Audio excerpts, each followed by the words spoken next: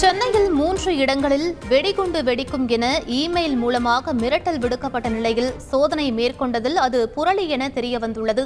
கூடுதல் விவரங்களை எமது செய்தியாளர் சாலமன் சொல்ல கேட்கலாம். வணக்கம் சாலமன், உங்களுடைய தகவல் என பதிவு பண்ணுங்க. சென்னையில இன்று காலை 3 இடங்கள்ல வெடிகுண்டு வெடிக்கும் என இமெயில் மூலமாக மிரட்டல் கடிதம் ஒன்று கட்டுப்பாட்டு அறைக்கு வந்துள்ளது.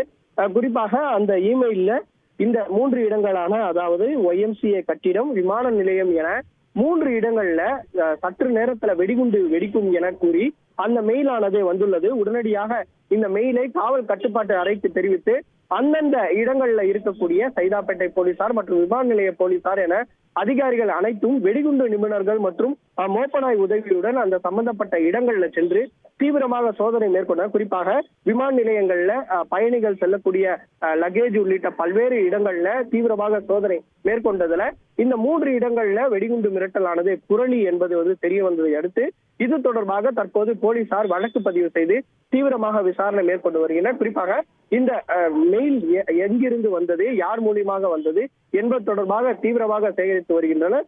ஏற்கனவே இதே போல மெயில் மூலமாக தனியார் பள்ளிகள், கோயில்கள், விமான நிலையங்கள் என பல்வேறு இடங்கள்ல இது போன்ற இமெயில் மூலமாக வெடிகுண்டு மிரட்டல் சம்பவம் நடைபெற்றுள்ளதால் இது தொடர்பாக மத்திய குற்றப்பிரிவு சைபர் கிரைம் போலீசார் தீவிரமாக விசாரணை மேற்கொண்டனர். குறிப்பாக இந்த கும்பல் VPN-ஐ பயன்படுத்தி இது போன்ற இமெயில் மூலமாக வெடிகுண்டு மிரட்டல் விடுக்கப்பட்டு வருவதால் பிடிப்பதில் சற்று தாமதமாகி வருகிறது.